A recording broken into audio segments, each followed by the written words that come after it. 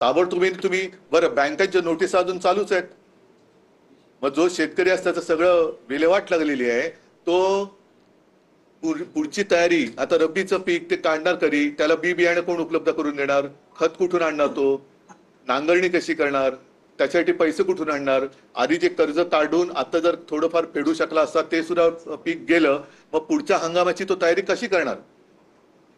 पूर्णपणे शेतकरी उद्ध्वस्त झालेला आहे. आणि म्हणून आमची जी मागणी आहे की तुम्ही पंचनामे वगैरे थातूरमातूर करू नका, हेक्टरी 50,000 रुपये जाहीर करा आणि ते द्या आणि कर्जमाफी करा जशी आम्ही केली होती. त्याच्याबद्दल सुद्धा मुख्यमंत्री म्हणाले की कर्जमाफीची सुद्धा काही निकष असतात. मी केले होते तेव्हा काय निकष होते, कोणी मागितली होती माझ्याकडे कर्जमुक्ती, कोणीच नव्हती मागितली, पण मी माझं कर्तव्य म्हणून केलं होतं.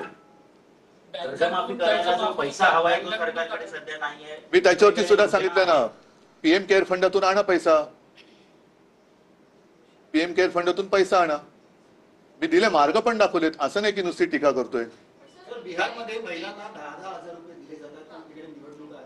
बिहारने प्रस्ताव दिला होता का,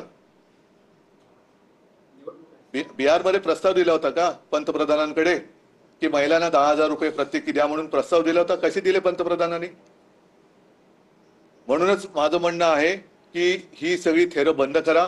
महाराष्ट्र भोळा भाबडा म्हणून तुम्ही त्याच्यावर वेडावाकडा अन्याय करू नका.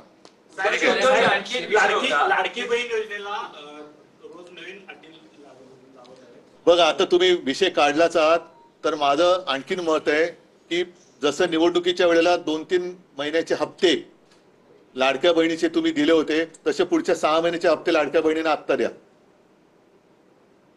ठीक आहे.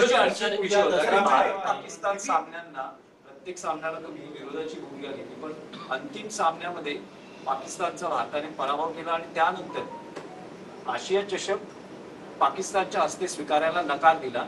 भारतीय संघाच्या या कृतीकडे तुम्ही भूमिका म्हणून काय व्यक्त करा आणि त्यावरून याच्याबद्दल काही मत व्यक्त करायला मी ती मॅच कधी बघितली पण नाही आणि या मॅचला देशप्रेमी म्हणून माझा विरोध होता.